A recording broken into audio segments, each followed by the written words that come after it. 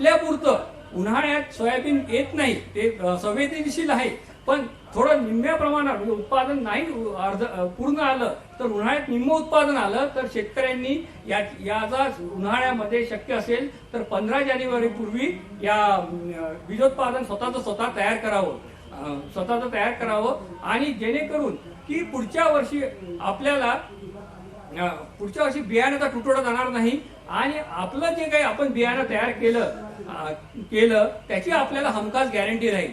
जे काही आज शेतकऱ्यांकडे कोणतंही वाहन असेल त्याच्यातलं थोडं घेऊन आणि पाण्याची सोय असेल तर लवकर म्हणजे 15 जानेवारीच्या आत पेरणी केली पाहिजे. आणि मी तुम्हाला सांगितलं की याला तापमान जे आहे 35 ते 37 डिग्रीच्या वरती जायला नको.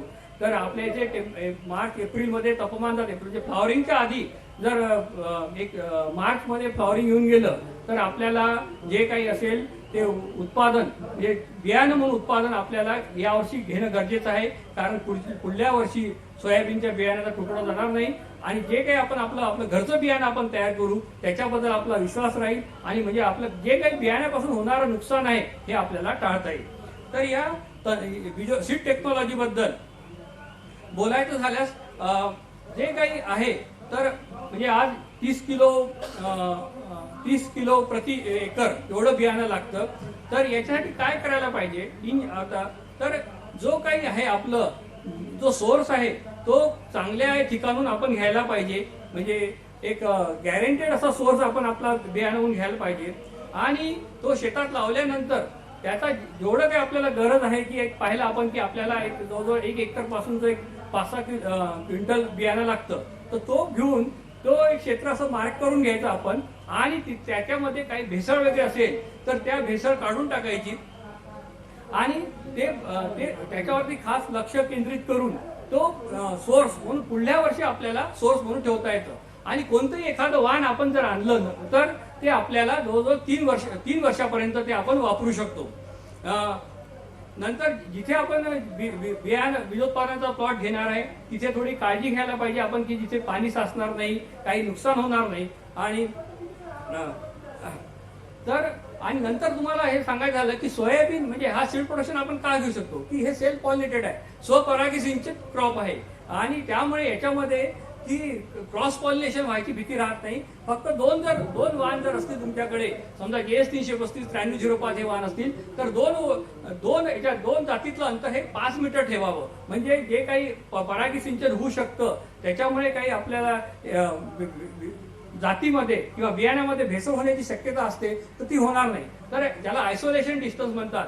तर हे जे विलगीकरण अंतर हे या पिकासाठी हे 5 मीटर गरजेचं आहे. नंतर जो काही आपण जो सीड प्रोडक्शनचा प्लॉट आहे याचं योग्य नियंत्रण किडी व रोगापासून करायला पाहिजे. आणि अत्यंत महत्वाचं म्हणजे की मी पाहिलेलं आहे की शेतकरी बरेचसे आपले हे रोगाकडे काही बिलकुल लक्ष देत नाही. आज आपल्या या 37 लाख हेक्टर क्षेत्र या महाराष्ट्रामध्ये सोयाबीनचं गेलेलं आहे, पण किडीवरती लक्ष देतात, किडीचं नियंत्रण करतात, पण रोगाकडे दिसत नाही, लक्ष करत नाही आणि या रोगांमुळे फार मोठ्या प्रमाणावर नुकसान होतं. तर एक जो काही सीड प्रोडक्शन प्लॉट असेल त्याच्यासाठी आपण एक 70 ते 75 दिवसाला एक बुरशीनाशक म्हणजे जे डायथेनियम 45 किंवा 22 अशी ते बुरशीनाशक आहे याचा फवारणी करावी जेणेकरून जे बियाणं असेल त्याच्यावरती जे बुरशीजन्य रोग किंवा बियाण्यापासून उद्भवणारे रोग आहे ते येणार नाही आणि त्याच्यामुळे आपली बियाण्याची उगवण शक्ती ही चांगली राहील. आणि थोडं शक्य झालं तेव्हा सीड प्रोडक्शनचा प्लॉट आहे जो आपला असेल त्याला मध्ये ताण वगैरे बसत असेल तर आपल्याकडे जर इरिगेशनची सोय असेल, स्प्रिंकलर वगैरे असेल तर याची आपण थोडी त्या पिकाला योग्य ती काळजी घ्यायची, त्याला पाण्याचा ताण बसू द्यायचा नाही आणि जेणेकरून आपल्याला आपलं गॅरंटेड बिल मिळेल. नंतर आजकाल हे सोयाबीन नंतर 3 ओळीनंतर एक ओळ मोकळी ठेवायची आणि नंतर त्याचा फरो ओपन करायचा किंवा 6 ओळीनंतर. तर हा एक आपल्याकडे बऱ्यापैकी एक मोठ्या प्रमाणावरती ही शेतकरी आता याचा अवलंबन करत आहे. आणि मला वाटतं पर्टिक्युलरली मी एक पाहिलं अमरावती जिल्ह्यामधले शेतकरी याचा मोठ्या प्रमाणावरती अवलंबन करतायत. कारण काय 3 ओळीनंतर एक ओळ रिकामी असली किंवा 6 ओळीनंतर एक ओळ रिकामी असली तर आपल्याला आंतरमशागत करायला हे सोपं जातं आणि ती ओढ आपण जर ओपन केली तर तिथे पाण्याचं कॉन्झर्वेशन, पाणी मुरतं, त्याचा पण फायदा आपल्या या पिकाला होतो. तर हे पण एक म्हणजे पट्टा पद्धत सारखं हे आपलं हे तंत्रज्ञान अवलंबनाला पाहिजे. नंतर सोयाबीनची काढणी थोडीशी आपण फिजिओलॉजिकल मॅच्युरिटीला म्हणजे थोडासा पिवळा झाल्यानंतर ही काढायची, जास्त मॅच्युरिटी होऊ द्यायची नाही. आणि याला जेव्हा आर्द्रता असते ही 70% पाहिजे, त्यानंतर नाही. नंतर काढणीनंतर हे बियाणे योग्य त्याने आर्द्रतेने याचं चांगलं वाळवायचं आणि याचा ओलावा जी आर्द्रता आहे बियाण्यातली ती 14% आणायची. म्हणजे आपल्याला म्हणजे याचा सांगायचा उद्देश हा की जे काही आपण सीड प्रोडक्शन जे आपल्या स्वतःसाठी आपण बियाणं तयार करणार आहोत, याचं जर्मिनेशन म्हणजे याच्यात सोयाबीन मध्ये सर्वात मोठं महत्वाचं जे आहे ते उगवशक्ती. तर ही उगवशक्ती टिकण्यासाठी या गोष्टी आपल्याला करणं गरजेचं आहे. आणि जेव्हा आपण याची मळणी करूया तर या मळणी जेव्हा 13% आर्द्रता असेल तर जो आपला मशीनचा स्पीड असतो हा 300 ते 400 RPM ठेवणं अत्यंत गरजेचं आहे. जास्त जर ठेवला आपण तर याच्यामुळे बियाणाला इजा होऊ शकते आणि उगवशक्ती मारू शकते. तर हा एक अत्यंत महत्वाचा वेळ आहे की योग्य वेळ योग्य त्या RPM मळणी मशीनचा स्पीड हे आपण ठेवणं गरजेचं आहे. त्यानंतर जे काही आपण बियाणं हार्वेस्ट केलं त्याला नीट योग्य साफ करून त्याची योग्य साठवण करायला पाहिजे. आणि जर आपण असं जर केलं तर आपल्याला एक एकरी 10 क्विंटल पर्यंत तरी उत्पादन मिळायला हरकत नाही. आता सोयाबीनचं महत्वाचं म्हणजे सोयाबीन हे जर्मिनेशनला सेन्सिटिव्ह आहे आणि त्याच्यासाठी म्हणजे कारण त्याच्यामध्ये जो अंकुर असतो तो असा वरती बाहेर आलेला असतो, हे मी त्या चित्रामध्ये दाखवलेलं आहे. आणि बाकीच्या पिकांमध्ये तो असा दबलेला असतो, असा आतमध्ये असतो. आणि त्यामुळे त्याला जर आदळउपट केली आपण किंवा मळणीचा स्पीड जास्त ठेवला, बियाणं आणलं, पोतं आदळउपट केली तरी त्याला इजा होऊ शकते आणि उगवशक्ती त्याची मार खाऊ शकतो. म्हणून आणि तर त्यानंतर आपण येऊया बीज प्रक्रियेला.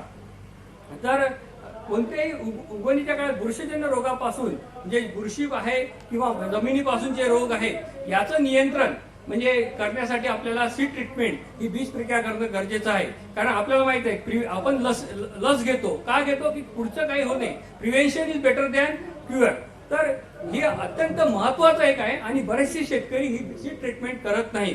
तर या सीड ट्रीटमेंटसाठी 3 ग्रॅम थायरम किंवा 2 ग्रॅम थायरम, 1 ग्रॅम 22-3 व 4 ग्रॅम ट्रायकोडर्मा याची बीज प्रक्रिया करायलाच पाहिजे. ज्या काही शेतकऱ्यांना जर सोयाबीन करायचं असेल, काही असो किती अडचण असो, सीड ट्रीटमेंट ही करणं गरजेचं आहे. त्यानंतर या जे जीवाणू आहेत रायझोबियम आणि याची 20 ते 25 ग्रॅम याची 10 किलो याला बियाण्याला याची जीवाणूची ट्रीटमेंट करणं गरजेचं आहे. आणि बीज प्रक्रिया करताना आपण असं मोठ्या जोरात असं घासू नये, कारण जे सोयाबीनचं बियाण्याचं जे आवरण असतं हे पातळ असतं आणि त्याला जर इजा झाली तर हे आपली उगवशक्ती याच्यावरती मार होऊ शकते. आणि त्यानंतर पहिले जे काही बुरशीनाशक आहे त्याची बीज प्रक्रिया करायची व नंतर जीवाणू खताची बीज प्रक्रिया करायची. या महत्वाच्या गोष्टी आहे. म्हणजे बीज प्रक्रियामध्ये आपलं जे मी सांगितलं 2 ग्रॅम थायरम, 1 ग्रॅम 22-3 आणि 4 ग्रॅम ट्रायकोडर्मा हे महत्वाचं. त्यानंतर आणि हे करत असताना बियाण्याला घासू नये. आणि हे जी बुरशीजन्य हे आहे बुरशीनाशक याची प्रथम ही सीड ट्रीटमेंट करायची, त्यानंतर जीवाणू खताची सीड ट्रीटमेंट गरजेचं आहे. हा थोडा त्रास पडतो आपल्याला, पेरणीच्या वेळेस घाई असते, आपल्याला पेरणी करायची असते, हे असते. पण आता याच्यावरती आम्ही बरंच याच्यावरती एक विस्ताराचं काम आम्ही केलेलं आहे. आणि याचा बऱ्याच म्हणजे जो भाग आहे आमचा सांगली, सातारा, कोल्हापूर इथे फार मोठ्या शेतकऱ्यांना याचं महत्व पटलेलं आहे. आणि महत्व पटल्यानंतर या बीज प्रक्रियापासून शेतकऱ्यांना जे बुरशीजन्य रोग आहेत कॉलर रॉट, रूट रॉट याच्यापासून चांगला फायदा मिळालेला आहे आणि उत्पादनातही वाढ झालेली आहे. आता पेरणीची वेळ आणि पद्धत. तर मी तुम्हाला सांगितलं की दाखवलं की सोयाबीनचा जो असा अंकुर असतो तो बाहेर असतो आणि तो नाजूक असतो. तर याला मग जेव्हा योग्य म्हणजे जवळजवळ 75 ते 100 मिलीमीटर एवढा पाऊस झाल्यानंतर आणि जमिनीत पुरेसा ओलावा आल्यावरच या पिकाची पेरणी करायची आणि पेरणी 15 जुलै नंतर करू नये, कारण केल्यानंतर 15 जुलै नंतर आम्हाला प्रयोगावरून असं दिसून आलेलं आहे, पेरणी केली तर उत्पादनात बऱ्याच प्रमाणावर घट येते. तर जेव्हा आता जूनच्या आपण जनरली विदर्भामध्ये 10-15 जून पासून पेरणी करतात, तर जुलैच्या पहिल्या आठवड्यापर्यंत या पिकाची पेरणी करायची. आणि पेरणी ही मी तुम्हाला सांगितलं की 4 सेंटीमीटर खोल करू नये, कारण हा जो याचा अंकुर असतो हा नाजूक असतो आणि याच्यावर जर आणि योग्य घात नसेल तर या अंकुराला इजा होऊन याचं उगवशक्ती कमी होते आणि उगवशक्ती कमी होऊन आपली झाडाची संख्या कमी होते आणि त्याचा आपल्याला उत्पादनावरती त्याचा मोठ्या प्रमाणावरती त्याचा परिणाम होतो. तर हा आहे. नंतर याची आता पेरणीचं अंतर किती असावं, तर पेरणीचं अंतर जे आहे ते 2 ओळीतील अंतर 30 सेंटीमीटर म्हणजे 1 फूट आणि 2 रोपातील अंतर हे 8 सेंटीमीटर एवढं असावं, किंवा 1.5 फूट बाय 5 सेंटीमीटर म्हणजे 2 ओळीतील अंतर 1.5 फूट आणि 2 रोपातील अंतर हे 5 सेंटीमीटर ठेवावं, जेणेकरून जवळजवळ आपल्याला हेक्टरी जवळजवळ 4 ते 4.5 लाख एवढी झाडाची संख्या, म्हणजे 2.5 हेक्टरला 4 ते 4.5 लाख हेक्टर एवढी झाडाची संख्या आपल्याला मिळायला पाहिजे. हा, आता बियाण्याचं प्रमाण किती, जर मी बोललं की 30 किलो प्रति हेक्टरी, 30 किलो म्हणजे 2.5 हेक्टरला जवळजवळ 75 किलो बियाणं वापरावे आणि त्याचं उगवशक्ती ही 70% असायला पाहिजे. तर याच्यात अजून एक महत्वाचा उद्देश, आपण कोणतंही बियाणं कुठून बाहेरून आणल्यानंतर हे त्याची उगवशक्ती ही तपासलीच पाहिजे. कोणतं आपलं बी घ्यायचं, जो काही आपण बियाणं बाजारातून आणूया त्याच्यात 1-2-3 ठिकाणचे त्या पोत्यातले लॉट घ्यायचे आणि आपल्या अंगणामध्ये किंवा आपल्या तुळशी वृंदानामध्ये 2-3 लॉट 100 बियाणे मोजायच्या आणि 100 बियाणं मोजून असं आपल्या ह्याच्यात त्या अंगणामध्ये लावायच्या आणि या 100 बियाण्यापासून किती बियाणं उगवलं हे आपण आपलं स्वतःचं जर्मिनेशन टेस्ट करू शकतो. जर 70 बियाणं असेल, 70 झाडं जर 100 पैकी 70 बिया जर उगवल्या असतील, त्याचं उगवण झाली असेल, तर आपलं जे जर्मिनेशन आहे ते नॉर्मल आहे. पण काही कारणास्तव की जर उगवण जर कमी असेल तर आपल्याला आपलं जे आहे सीड रेट जो आपण आहे ते एकरी 30 किलो टाकणार, तो थोडासा वाढवता येतो.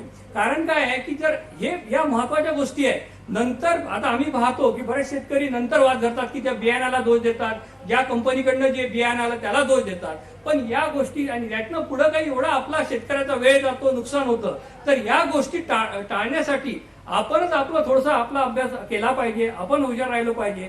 बियाणं बाजारातनं विकत आणल्यानंतर जसं मी सांगितलं की बीज प्रक्रिया करायलाच पाहिजे, तशी जर आपली उगवणशक्ती ही प्रत्येक शेतकऱ्यांनी बियाण्याची तपासलीच पाहिजे. आता हे खत व्यवस्थापन, आणि बरेचसे शेतकरी या पिकाला खत योग्य वेळेला देत नाही आणि त्याचा पण होतो. तर आम्ही बरेच शेतकऱ्यांचे आता अनुभव आलेले आहे की ज्या शेतकऱ्यांनी सांगितलं तुम्हाला जर सोयाबीनचे असेल तर खत हे पेरणीच्या वेळेसच द्या. तर याचा जो आहे हेक्टरी 30 किलो नत्र, 75 किलो स्फुरद आणि 30 किलो पालाश, म्हणजे एकरी जवळजवळ 25 किलो युरिया एकरी द्यायचा आहे. नंतर 200 किलो सिंगल सुपर फॉस्फेट आणि 20 किलो म्युरेट ऑफ पोटॅश, हे एवढं एकरी आपण द्यायला पाहिजे. किती, वापस सांगतो मी, 25 kilo urea, 200 kilo single super phosphate आणि 20 किलो म्युरेट ऑफ पोटॅश, हा एकरी हा डोज आहे. आणि हे खत जे स्ट्रेट फर्टिलायझर्स आहेत आणि हे स्वस्त आहेत.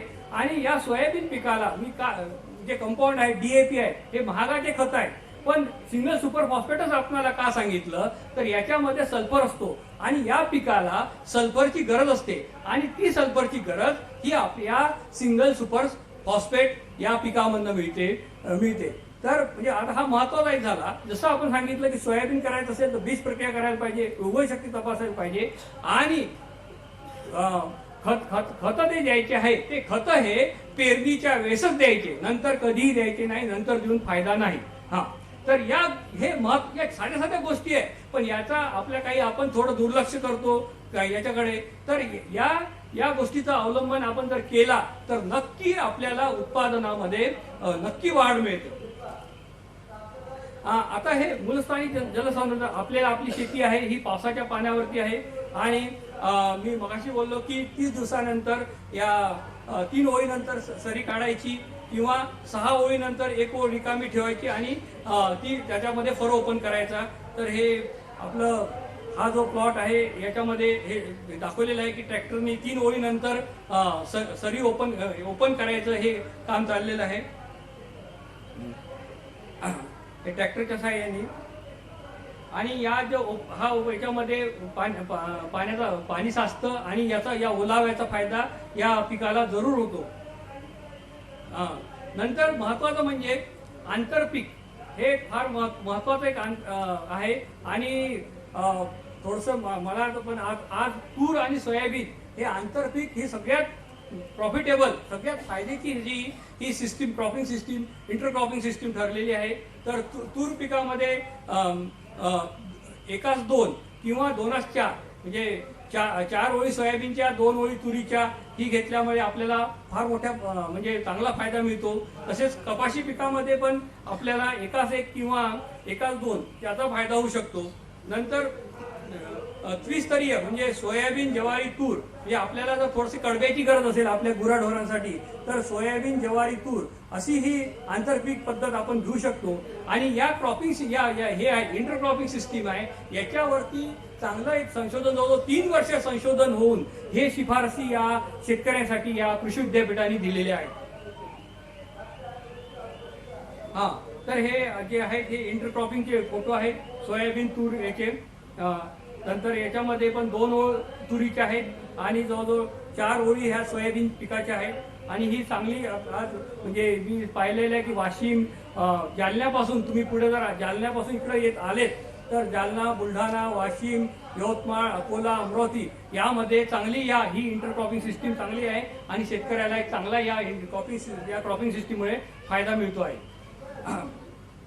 नंतर आंतरमशागत ही एक अत्यंत महत्वाची आहे. या आंतरमशागतीमध्ये तणाचं नियंत्रण जे आहे ते आहे. नंतर जर पेरणीनंतर 50 व 70 दिवसांनी आपण 2% युरियाचा जर स्प्रे घेतला तर आपल्याला उत्पादनात चांगली वाढ मिळते. आपल्याला या गोष्टीचा अवलंबन आपण करायला पाहिजे. नंतर महत्वाचं म्हणजे तण नियंत्रण. आणि सोयाबीन पिकाचं आज प्रॉफिटेबल काय आहे तर याच्यामध्ये विडीसाइड्स तणनाशक हे उपलब्ध झालेले आहेत.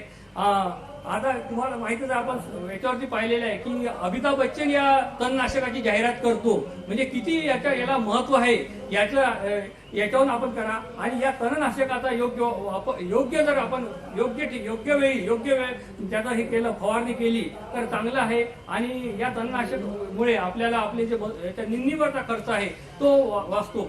तर जो अभ्यास केला त्याच्यामध्ये सोयाबीन पिकाचं जवळजवळ 40 ते 60% एवढं उत्पादनावरती या तणामुळे हा परिणाम होऊ शकतो. तर त्याचं आपण योग्य नियंत्रण करायला पाहिजे.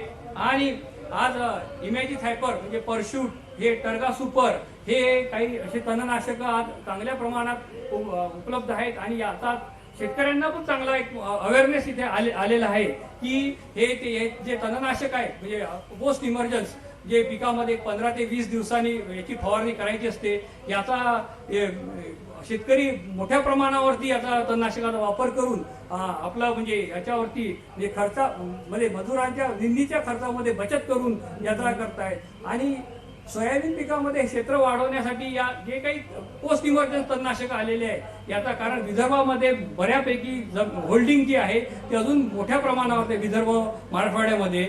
आणि या तणनाशकामुळे शेतकऱ्यांचा निंदीवरचा खर्च कमी होऊन आणि तणांचं नियंत्रण होऊन या पिकाला चांगला फायदा होतोय आणि उत्पादनात चांगली वाढ आहे.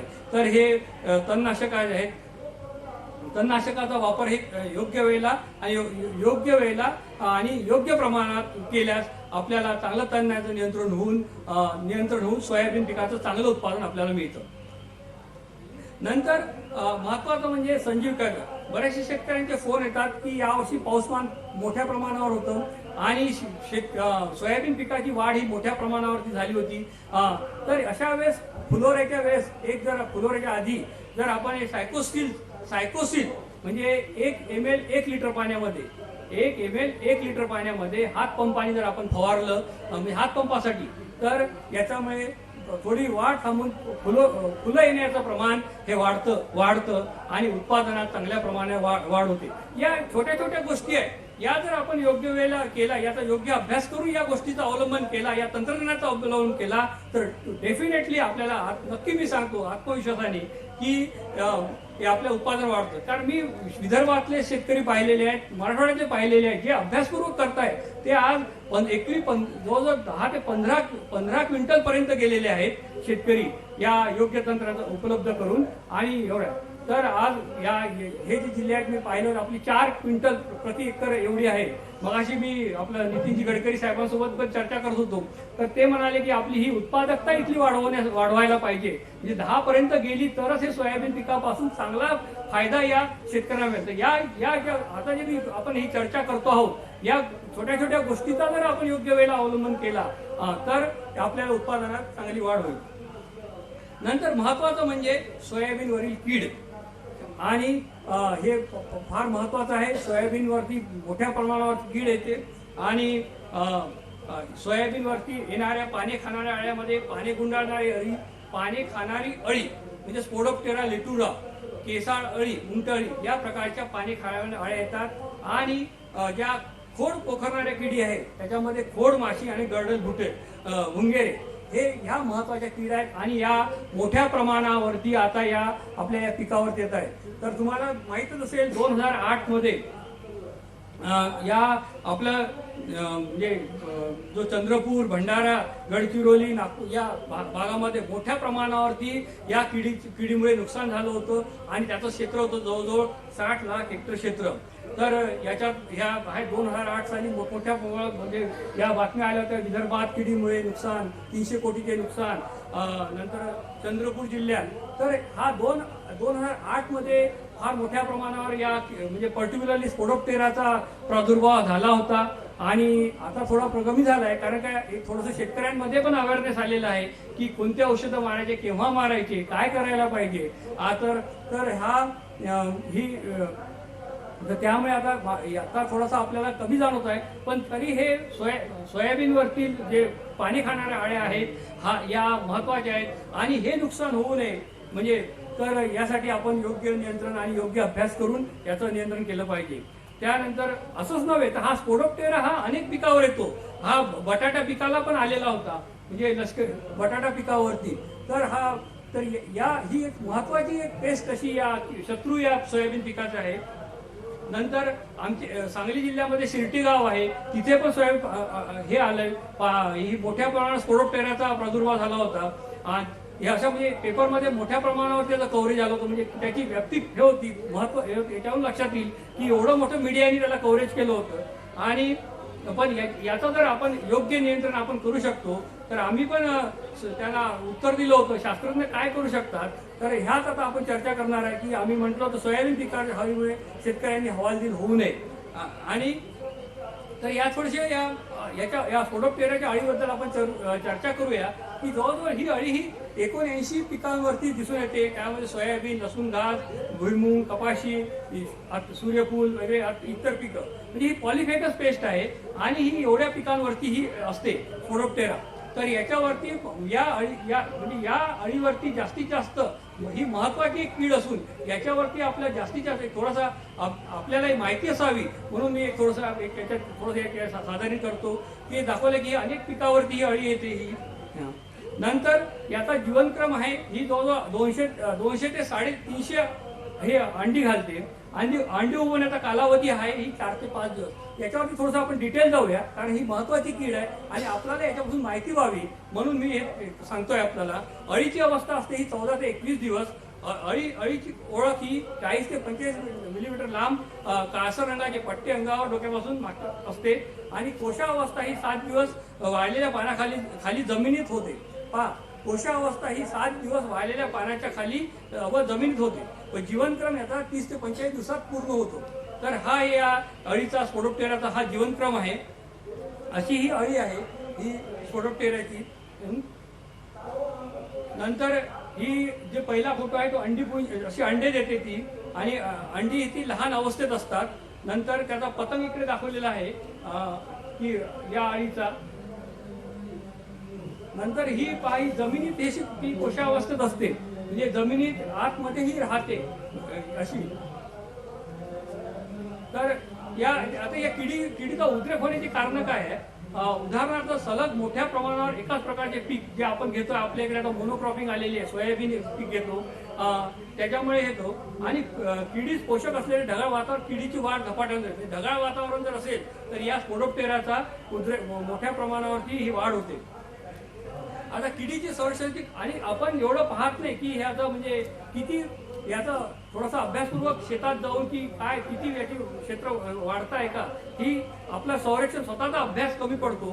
त्यासाठी कामगंध सापळे किंवा प्रकाश सापळे वापरून किडीची संरक्षण अत्यंत आवश्यक आहे. व त्याकडे आपलं मॉनिटरिंग त्याच्यावरती आपल्या शेतावरती असायला पाहिजे. कोणत्या प्रकारची कीड आहे, किती प्रमाणावर दिसते आहे, आणि जर हे आपण हे करणं नियंत्रणासाठी पुढच्या नियोजनासाठी आपल्याला हे अत्यंत आवश्यक आहे. तर आता याचं व्यवस्थापन कसं आहे? तर या किडीच्या संरक्षणासाठी हेक्टरी 5 फेरोमोन सापळे लावावे मिळतात. आणि याच्यामध्ये 8 ते 10 पतंग जर सतत 2 ते 3 दिवस या सापळ्यात आढळून आल्यास किडीचा प्रादुर्भाव मोठ्या प्रमाणात होण्याची शक्यता हे लक्षात घेणे गरजेचं आहे. आणि म्हणजे हे महत्वाचं आहे. याचा म्हणजे पहिले आपण एक थोडासा सर्वे आपला हा करणं गरजेचं आहे. आणि कारण काय, नंतर ऍडल्ट स्टेजला जर गेलं तर या अळीचं नियंत्रण होत नाही. त्यासाठी पहिल्यापासून आपण दक्ष राहणं गरजेचं आहे.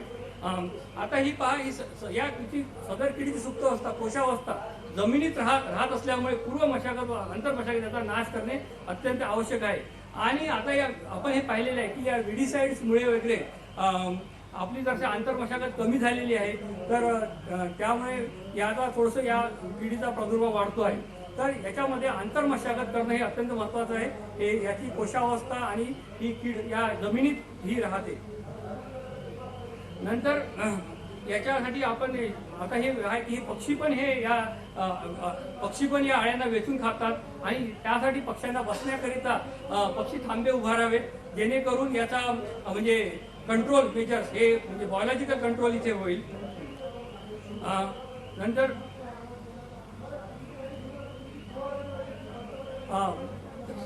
हे आहे याच्यावरती.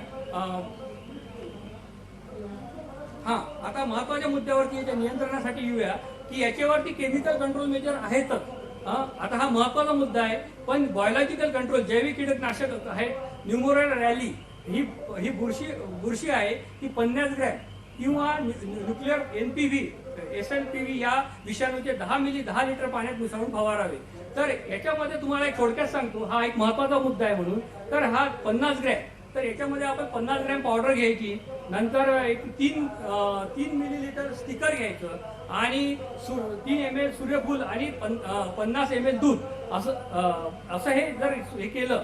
50 ग्रॅम ही पावडर जी न्यूमोरियाची पावडर घ्यायची, नंतर स्टिकर नंतर दूध आणि सूर्यफुलाचं तेल असं एकत्र करून 2 लिटर पाण्यामध्ये सोल्युशन करायचं. त्याच्यामध्ये 8 लिटर पाणी मिसळायचं. आणि हे 10 लिटरचं हे झालं, 10 लिटर पाणी झालं की या विषाणूची फवारणी करायची.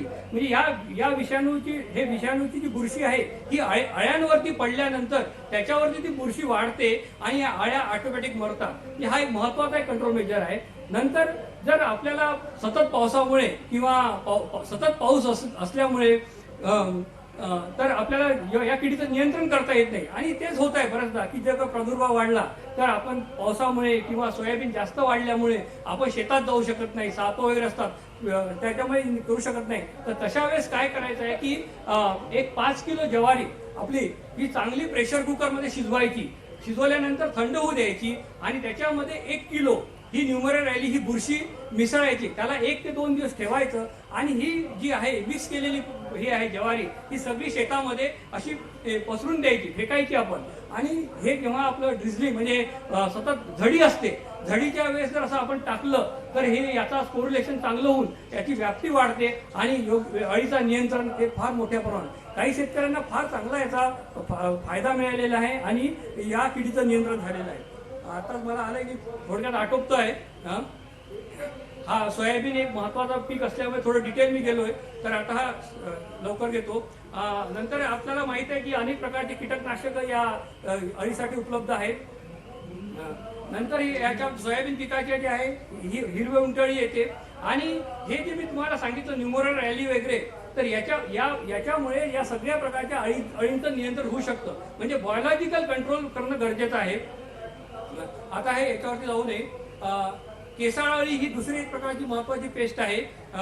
ही या पिकाची ह्या आहेत. नंतर पाने पोखरणारी अळी या पिकावरती येते. नंतर घाटे अळीचा प्रादुर्भाव एवढा मोठ्या प्रमाणावर राहत नाही याच्यावरती. नंतर चक्रभुंगा. तर ह्या चक्रभुंगा एक महत्वाची एक पेस्ट आहे. आणि असं तुम्हाला एक पान असं दिसेल, पान ते दिसतंय बा असं गोल झालं की शेतात एखाद्या झाडे पान किंवा फांदी सुकलेले वाळले आढळल्यास चक्रभुंगाचा प्रादुर्भाव झाला असे समजावे. हा एक ही महत्वाची खोडकिडी मधली ही पेस्ट आहे. नंतर याच्यामध्ये देठावरती आपल्याला असे गोल छिद्र दिसतात, त्याच्यामुळे आपण समजावं. आता याच्यात आणि यासाठी आपल्याला डायमिथोएट म्हणजे रोगर की आपण उगवणीनंतर एक आठवड्यानंतर जर स्प्रे केला तर या किडीची नियंत्रण होऊ शकते. ही त्याची अळी आहे आणि खोडामध्ये असते. नंतर जी आहे ती खोडमाशी. आणि ही पण खोडमाशी ही आपल्या देठामध्ये याच्यात राहते. आणि हे जे दाखवलेलं आहे अजून तुम्हाला दाखवतो. ही खोडमाशी आपल्याला पीक चांगलं दिसतं आणि नंतर मग पीक हळूहळू सुकून जातं. तर याचा पण प्रादुर्भाव यावर्षी मोठ्या प्रमाणावर आलेला होता काही भागांमध्ये. तर ही खोडमाशी म्हणजे ही पेरणी झाल्यानंतरच एक त्याचा प्रादुर्भाव होतो आणि नंतर जसं जसं पीक तयार होतं तर याच्यामुळे असं हे काय पान गोल होतं. नंतर सोयाबीनवरती रोग. तर मी तुम्हाला सांगितलं की मगाशी बोललो की शेतकरी जेव्हा केव्हा सोयाबीनचे रोगावरचं नियंत्रण करण्याकडे थोडं दुर्लक्ष. तर कारण काय, आपल्याला एखादी जखम झाली ती दिसते पण ताप आलेला दिसत नाही. तर तसं आहे की सोयाबीन पिकाचं महत्वाचं म्हणजे जर आपल्याला करायचं असेल जेव्हा केव्हा आपण म्हणजे महत्वाचं झालं रोगाचं नियंत्रण करायचं असेल तर बुरशीजन्य म्हणजे सीड ट्रीटमेंट ही करणं गरजेचं आहे. आणि त्यासाठी हे सोयाबीनवरती आपल्या विदर्भामध्ये हा चारकोल रॉट हा रोग येतो. आणि हा म्हणजे महत्वाचा म्हणजे जमिनीत पाण्याची ओलाव्याची कमतरता असल्यामुळे हा चारकोल रॉट मोठ्या प्रमाणात येतो. याला आपण सीड ट्रीटमेंट महत्वाचं आहे. नंतर कॉलर रॉट हा पण एक महत्वाचा रोग आपल्या विदर्भात आता मोठ्या प्रमाणावर यायला लागलेला आहे. याला सीड ट्रीटमेंट करणं गरजेचं आहे. नंतर पॉड ब्लाइट हा एक दुसरा रोग आहे. नंतर दाणे जांभळे होणे म्हणजे याला सर्कोस्पोरा कुची म्हणतात. हा पण एक फंगल डिसीज आहे. हा अति पावसामुळे येतो. आणि हे पानावरील ठिपके, पानावरील जीवाणू ठिपके, तांबेरा अनेक प्रकारचे याच्यावरती या पिकावरती हे रोग येतात. आणि पण एकच मला सांगायचं की जेव्हा केव्हा आपण कीटकनाशक फवारतो त्यावेळेस एक बुरशीनाशक त्याच्यामध्ये आपण घालायचं. म्हणजे साधं डायथेनियम 45 किंवा 22 असे स्वस्त प्रकारचे बुरशीनाशक जर आपण वापरले तर या रोगांचं चांगलं हे नियंत्रण होतं आणि उत्पादनात चांगल्या मोठ्या प्रमाणावरती वाढ आपल्याला दिसत आहे. शेतकऱ्यांनी हे महत्वाचं आहे जेव्हा केव्हा कीटकनाशक मारतील तेव्हा आलटून पालटून कोणतं तरी एक बुरशीनाशक आपण फवारणं गरजेचं आहे. नंतर हा तांबेरा रोग आमच्या इकडे येतो, तो सांगितला होता. इथेच एक महत्वाचं म्हणजे एका शेजारचे जर शेतकरी आहे, एका शेतकऱ्यांनी बुरशीनाशक मारलं, त्याचं पीक आहे आणि त्याच्या शेजारी तो बुरशीनाशक मारू शकला नाही. त्यामुळे झालेलं नुकसान त्या रोगामुळे किती आहे हे एक तुम्हाला म्हणजे योग्य वेळी योग्य नियंत्रण करणं हे आज फार महत्वाचं ठरलेलं आहे. नंतर पिकाची काढणी. आता मेकॅनिकल हार्वेस्टिंग वगैरे या पिकामध्ये आलेले आहेत. तर हे आहे. आणि आम्ही जेव्हा आमचं हे करतो तर आमच्या इथे एक शेतकरी शास्त्रज्ञ मंच आहे. तो आम्ही स्थापन केलेला आहे. 25-30 शेतकऱ्यांचा एक ग्रुप असतो, त्याचे एक असतात आणि त्यांच्याशी पण आम्ही आमच्या या सगळ्या विषयावरती दर महिन्याला एक मीटिंग घेऊन आम्ही त्याच्यावरती चर्चा करतो. म्हणजे काय गरज आहे आणि ते शेतकरी जे ओपिनियन लेटर ते मेसेज पाठवतात. आणि या जे आमच्या या शेतकरी शास्त्रज्ञाचे मंचाचे अध्यक्ष आहेत ते संजय माने म्हणून आहेत, ते दिसत आहेत तुम्हाला. जेव्हा आपले अमेरिकेचे राष्ट्राध्यक्ष ओबामा आपले भारत देशात आले होते त्यावेळेस ते एक शेतकऱ्याचे प्रतिनिधी म्हणून त्यांची भारत सरकारने निवड केली होती त्यांना ओबामाला भेटण्यासाठी. ते आमच्या शेतकरी शास्त्रज्ञ मंचाचे म्हणजे ते अध्यक्ष आहेत. आणि शेतकऱ्यांच्या चर्चेत कशा प्रकारच्या जाती पाहिजेत, काय पाहिजे याचं आम्ही त्याच्याशी चर्चा करतो आणि त्याचा आमचा फीडबॅक घेऊन आम्ही त्याच्यावर करतो. तर या सांगायचं झाल्यास की या जर योग्य तंत्रज्ञानाचा जर तुम्ही हे केला, अवलंब केला, तर आमचे जे शेतकरी प्रशांत पाटील म्हणून आहेत त्यांनी 30 गुंठ्यामध्ये 21 क्विंटल उत्पादन काढलं. आपल्याला नको 21 क्विंटल उत्पादन मिळून आपल्याला एकरी 10 क्विंटल जरी मिळालं तरी म्हणजे हा एक उदाहरण आहे आणि स्वतः आम्ही पाहिलेल्या अनेक लोकांनी पाहिलेलं आहे. म्हणजे टेक्नॉलॉजीचा इफेक्ट केवढा होऊ शकतो हा याच्यावरून तुम्हाला दिसू शकतो. धन्यवाद. आपण हे ऐकलं, थोडं लांबलं माझं भाषण आणि आपल्याला आता थोडंसं अजून 2 स्पीकर आहेत. जर आपल्याला काही असेल तर आपण थोडी बसून चर्चा करूया. माझा फोन नंबर आणि माझा मेल ID दिलेला आहे आणि आपण कधीही केव्हाही आपल्या ज्या शेतकरी सोयाबीन पिकाच्या ज्या काही असतील अडचणी असतील तर मला कधीही फोन करा. मी माझ्या परीने आपल्याला आपल्या अडचणी सोडवण्याचा प्रयत्न करेन आणि न संकोचप्रमाणे मला करा. आपण माझं भाषण जे ऐकलं आहे ते शांतपणे ऐकून घेतलं त्याबद्दल मी धन्यवाद मानतो. संयोजकांचे पण आभार मानतो आणि